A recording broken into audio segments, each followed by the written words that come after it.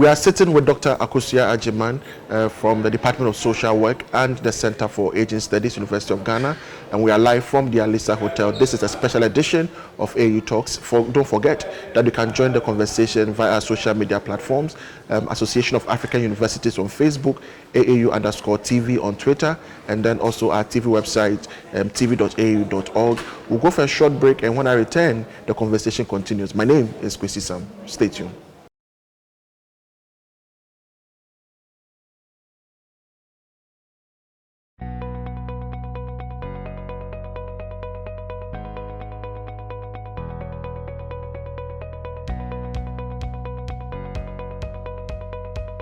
Why University of Ilorin? I chose the University of Ilorin for a number of reasons. One of them is the fact that the university has a very conducive environment. It provides students with a proper academic environment.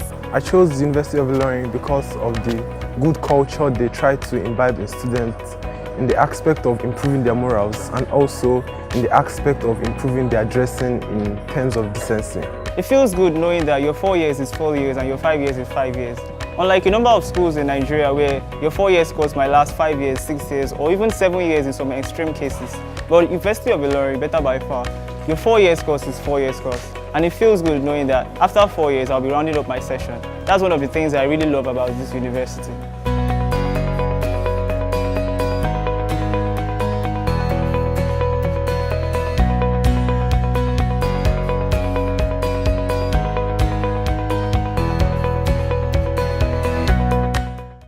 If you just tuned in, you are just watching the special edition of AAU Talks brought to you by the Association of African Universities, and we are sitting with Dr. Akosua Agyeman from the Department of Social Work, University of Ghana, and the Center for Aging Studies as well. You're welcome to AAU Talks, Doc. Thank you, Kwesi. How are you doing? Fine, thank you. How are you doing? I'm fine, and I'm so excited to host you today to talk about what you do at the Social Work Department and also with the Center for Aging Studies and how PedaL is relevant. But let's start from PedaL. How is PedaL related to the things that you do as a social worker, first, as a lecturer, second, and even as the work that you do with the center? How is PedaL related and how is it relevant to you? Thank you very much. PedaL is all about improvements in the methods of teaching. And so as a teacher, you need to have current knowledge about current methods that you use to teach in the classroom. I am a social worker and a lecturer in social work also. So we teach diverse courses. And for me, I've taught several courses in the department, and currently I'm handling social gerontology and then working with older persons and also counseling, approaches to counseling. Okay. And so in all these courses, it's a classroom course, an outside classroom course where PedaL could be used.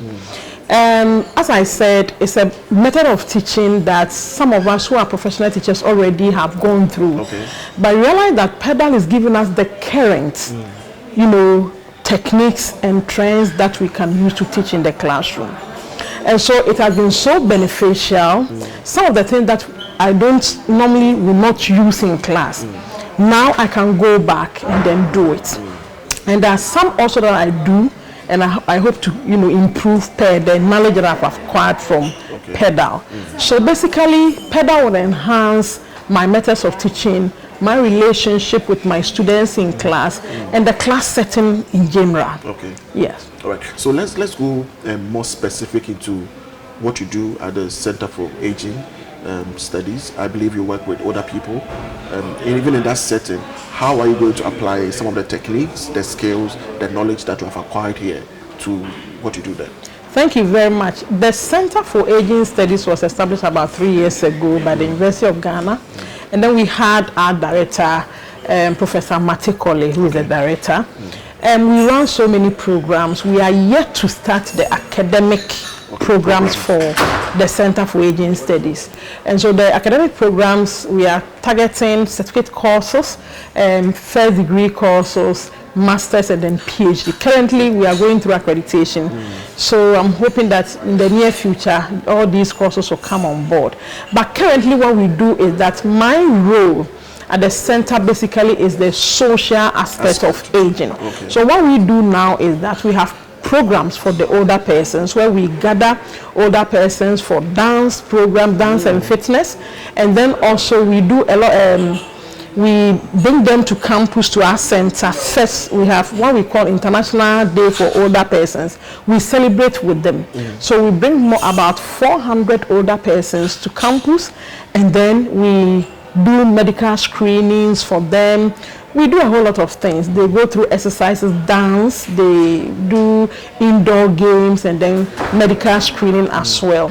Now, we also try to affiliate with non-governmental organizations that are into the care of older persons. Sometimes we look at what they do.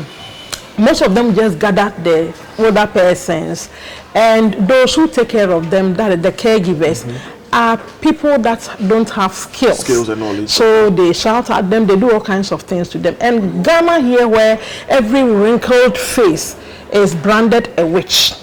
We try to disabuse the minds of people, so we go to the churches to give education that if you have an older person in church, they matter as well as the youth and the children, because from childhood, if you don't die, if you don't go too soon, you surely get to that person. Yes, so we teach them how to work with them.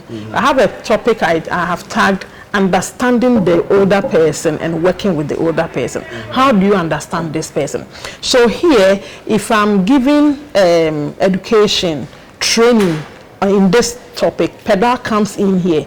How do I go about the topic, the steps? So, bringing the people together, we normally bring the older persons together, their caregivers, either from the homes or from the institutions together, and then we train them as to the better ways of, working with them. If you're talking to an older person, you don't even sit across like I'm sitting here with Offer.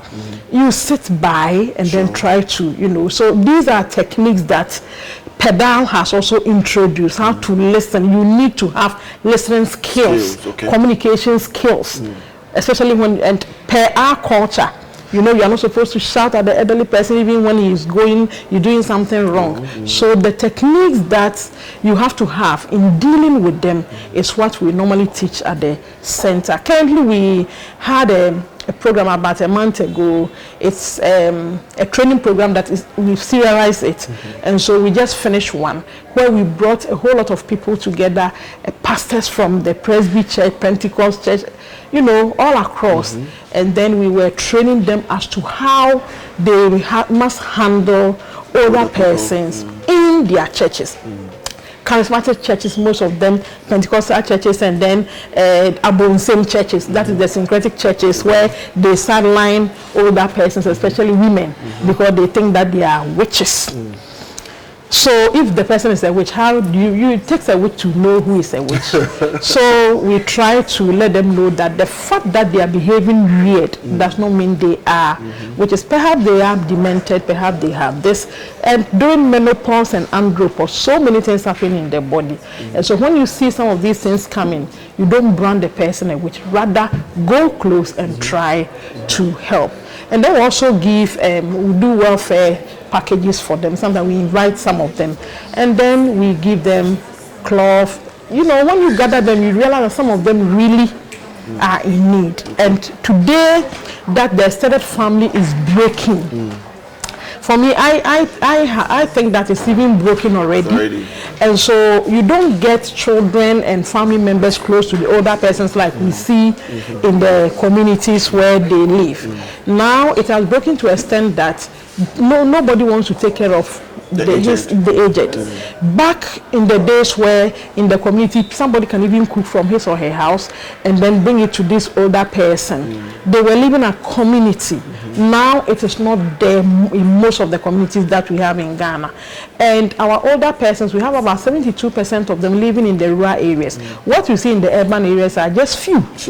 And as we move on, the population of older persons are increasing, and the chunk of it are in the rural communities. So what should we do to help them? And so these are some of the things that we do at the center. We do a lot of research, we do teaching, and then we do the social aspect. And if you come to the center, we have several people there. We have members coming from Kolebu, medical doctors, where now we have a geriatric center that works every Wednesday, so that when we bring the older person, we screen them and we find that they have some medical issues. Yes, we send them to the geriatric center for them to be taken care. And then we have people coming from all the departments, psychology. Professor Matekolo is a neuropsychologist, so he handles that. I'm coming from social work department, so the chunk of the work is even on me because of the social aspect. Sometimes another person will come thinking that he's sick, but the person needs to be, talked to, just a conversation, and he'll be fine. I have, there's this article that was written by Vandais. It said the topic of that article was complaining, but I'm not complaining. Complaining and not complaining. Now, complaining and not complaining, the older person did a study at Kow, and this older person was like, he has a lot of wisdoms, experience. He needs to share, but he is not getting anybody to come close to listening to him. So these are the children, the youth. We are not going close to our parents and our grandparents, because any information we want to get, we get it from online, the internet. So the mobile phones and the social media have become our friends, our everything, and so we neglect the little time that we may spend with our older persons. So we'll go for a short break, and when we come, we'll look at the growth cycle, because I believe that if we really understand the growth pattern and cycle, when someone is at a certain stage, for example, when we visit our grandparents and they are talking too much, we tend to cut them short and run away. But if we have a very good understanding of what they need, then we'll be able to better take care of them. We'll be back. You are still watching a special edition of AAU Talks, brought to you at the Alisa Hotel. Stay tuned. In matters of life and death, you would never leave it to chance. You look for someone dependable, caring, and above all, someone who knows exactly what to do. At Wisconsin International University College, Ghana, we train our students to work in the most basic and in the most sophisticated healthcare environments. With the help of our new state-of-the-art simulators, the first of their kind in Africa, students learn how the human body really works and how it responds to various stimuli and treatments. The nursing school has been in inception since May 2016, so we are in our second year. What sets us apart is the kind of environment in which the students are being trained, especially in terms of skills training. Our skills labs are among the best in the country and in West Africa as a whole. You got to see a simulated birth here. We can do these births about every 7 to 10 minutes with a setup and things like that. Now, comparable to other simulation centers, obviously there's no other simulation center here in Africa that can offer that. In the States, this is very comparable to the same experience that our students in the States will experience over here. Don't leave your education to chance. Enroll at Wisconsin now and get world-class training in nursing, community health nursing, and midwifery. Wisconsin International University College, Ghana. Leaders in international education. Welcome back from the break. We are still sitting with Dr. Akosua Agyeman from the Department of Social Work and Center for Aging Studies, University of Ghana. So, Doc, let's take it a bit further, looking at the growth cycle and pathing. Like we said before we went for the break, if we have a better understanding, then we'll be able to take care of our older people. Can you share with us the growth pattern for everyone to have at least? We can't have a degree in it, but the basic knowledge will help. Thank you very much, Kwesi.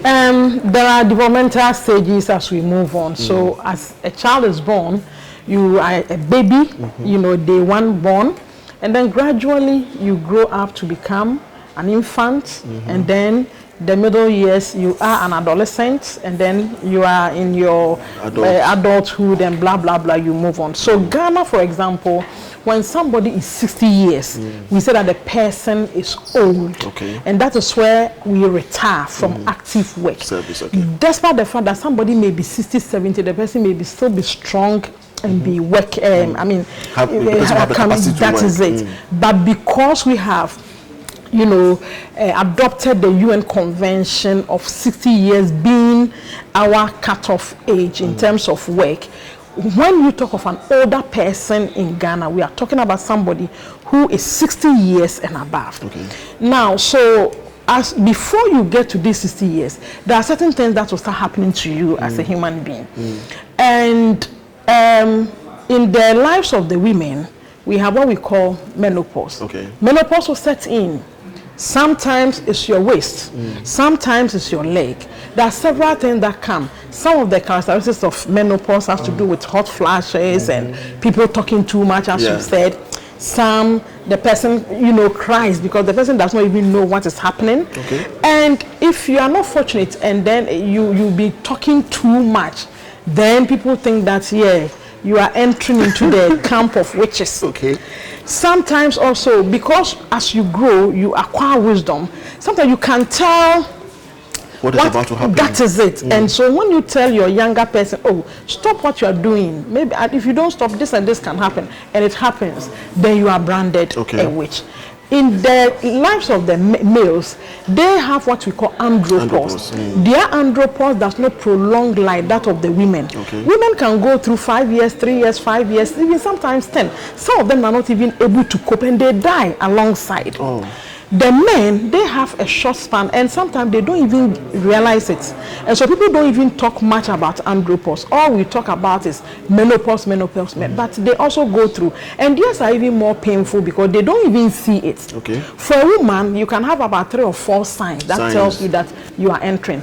Now, let me digress a bit. These days, because girls start menstruating early, signs of menopause also start very early. Okay.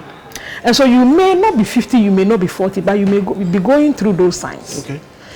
It's at the end of your menstruation pattern, that is where you know that now my menstrual flow is no more and therefore I've entered into menopause. Some of them also enter into artificial menopause early because you might have gone through surgery, maybe your womb has been taken, so you don't menstruate again. But then when that happens, you can also experience the signs more than earlier than somebody who has the womb. So all these things come with its own problems. And when the person does not understand what is happening in his or her body and is going through challenges and is behaving really, then we tend to brand them as witches. With the male, some of them will leave home without any provocation. Okay. Sometimes they will have their glasses on, they have forgotten. They are not demented. Okay. They are going through andropause. Their glasses are on, they have forgotten. They have their the socks is on and has forgotten. And please bring me my sock. Meanwhile, he's wearing the socks. Yes. And so sometimes when you are with them and you study them, then you have a better understanding of what is going on, and then you can help them. Because I always use my dad as an example. Every day, one thing that he says today, you go there in 30 minutes, you start saying the same thing. So these are all signs that when you see, you know that this person has entered into this, and you have to have patience for that person. So that is the process. So as caregivers, the children of course become the caregivers, or whoever is living with this older person. When you see such things, then you have to try and help. Okay, so is it like, when we are growing up, they have patience for us when we are crawling? Sometimes we make certain sounds and communications they don't understand. Must we also use the same approach for them? That is it. That is where pedagogy comes in here. Okay. Because when we were giving birth to, no matter what you do, your parents are there to help, to guide. Now, the aging process is said that if you don't take, I have a caption I show. It's for some social media. Life, the starts and the end are similar. Yes. Take advantage of the time in between them. So the time in between when you are born and when you are going to die is very crucial, especially when it comes to the older person. Okay. So in the beginning, you see this older baby in a wheelchair.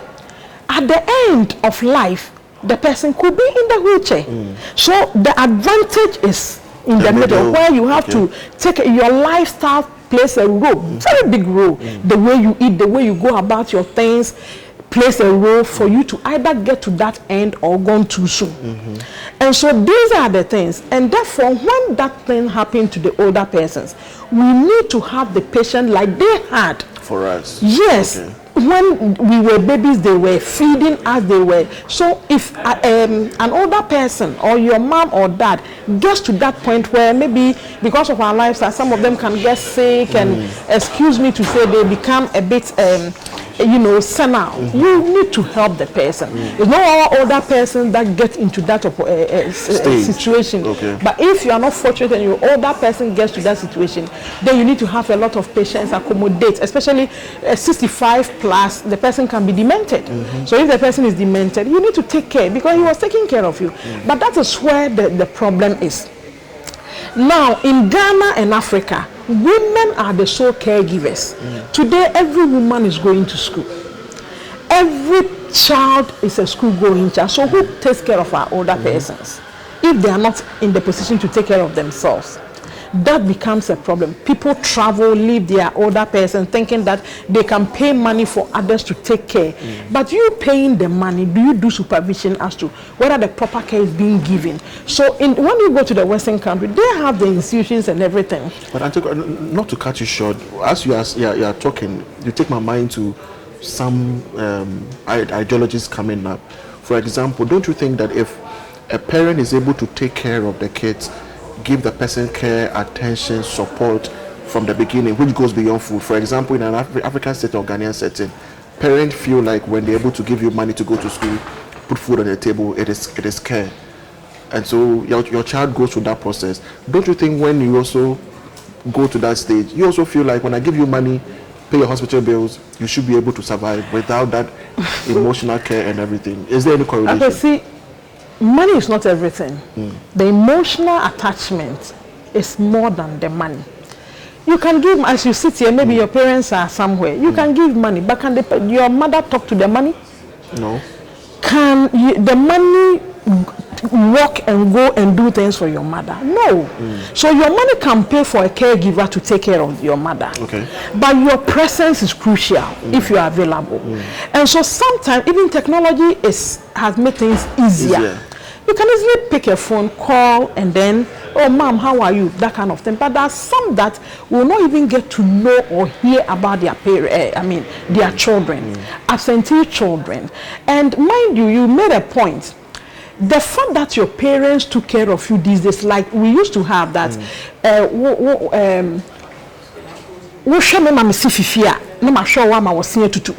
these days it's not so.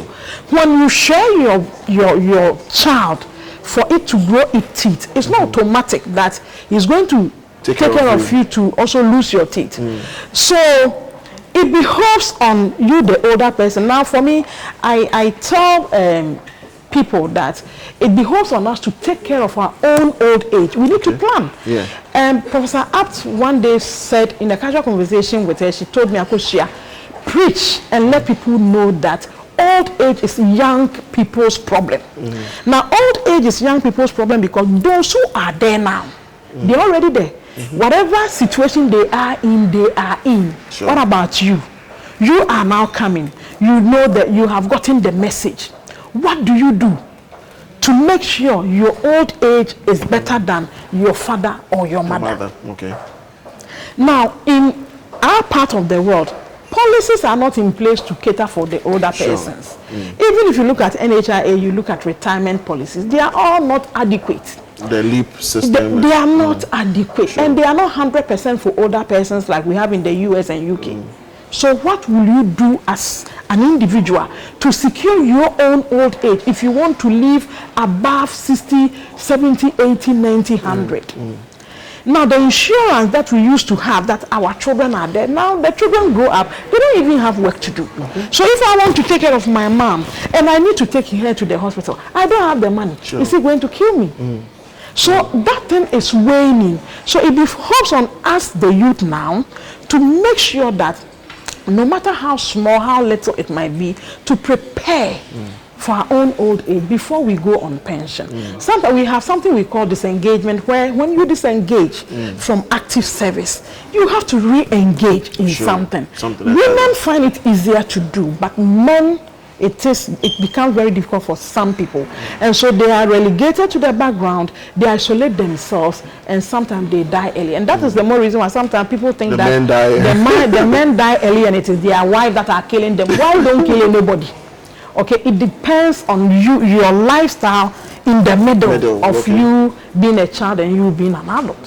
So when you take very good care of the middle, then your end will be sweet. That is why sometimes when you read obituaries, what do you see? Gone too soon, what a shock. If you want to be celebrated, transition, celebration of life, then you need to take care. And here, PedaL comes in here. What do? You need to socialize. Okay. Your relationship with others should be cordial. You have to have network of relationships.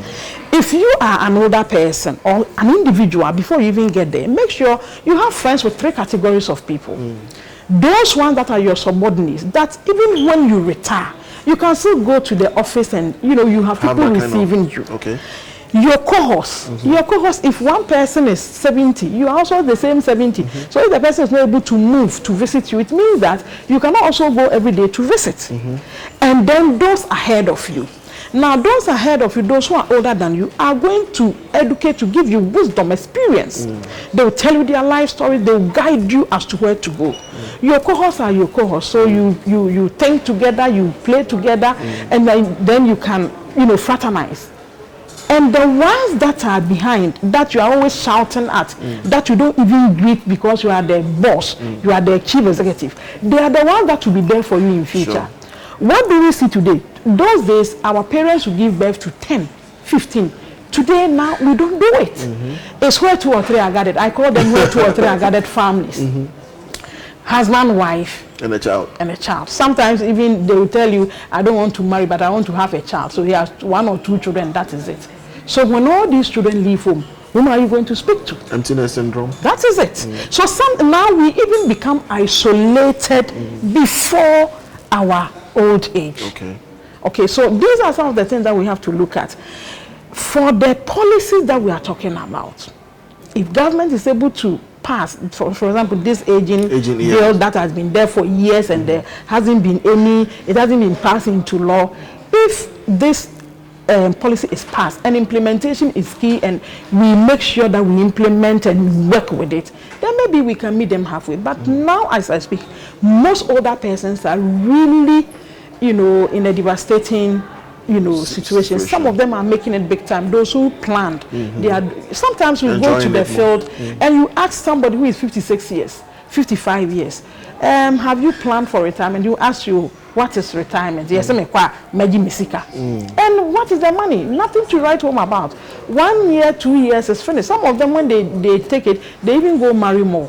So these are some of the things that we are talking about. We should be able to take up other roles outside what we've been, familiar with, so that at the end of the day, when you retire, you don't become lonely. Great. So, Antakwesa, before we let you go, let's find out the strategies for young people or everyone to be able to take care of the older, because when I visit my auntie, she even tells you things that they are not real, and sometimes we all make fun of her and then we go.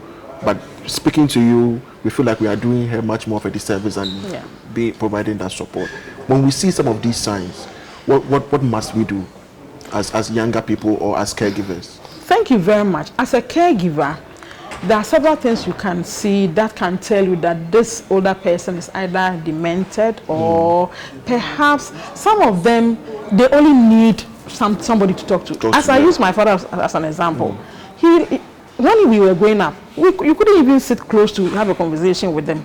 And that is one thing that we all tell it to his face. If you don't bring your children close to you when they are young, there's no way you can get them when they grow up. Exactly my point. So then you need to, one of the strategies for you to enjoy your own age is all the time be a communal father or mom, where your children can easily come to you. When they come to you, they grow up, you also can go to them. Now, when they come to you, even in your own old age, for me, what the children are not doing right is when they are telling you the Kwekwanansa stories or telling you, this thing is not real, it's not, but listen. Okay. When you listen to them, they feel at home. We tend to we tend to shout at them, and we make them seem they are not useful to us, they are not wanted. So some of them make some comments, and then me share because you know children are most of the times close to their mothers. So when the fathers are not experiencing that, then they think that is the women. But there are some fathers that can pose as both fathers and mothers who bring their children very close to them and listen to them and all that. So it depends on the time in between that I said. How you bring your children close to you. Are you the father that is running 4 o'clock to work and come at 12 midnight when your children are asleep? When you do that, a time may come that you want them close to listen to you. Nobody comes to listen. Right. Thank you so much for speaking to us, Dr. Akosua Agyeman from the University of Ghana. We have been sitting with Dr. Akosua Agyeman from the University of Ghana, and she has taken us through key steps that we must adopt in taking care of the older people and how PedaL is relevant to her work.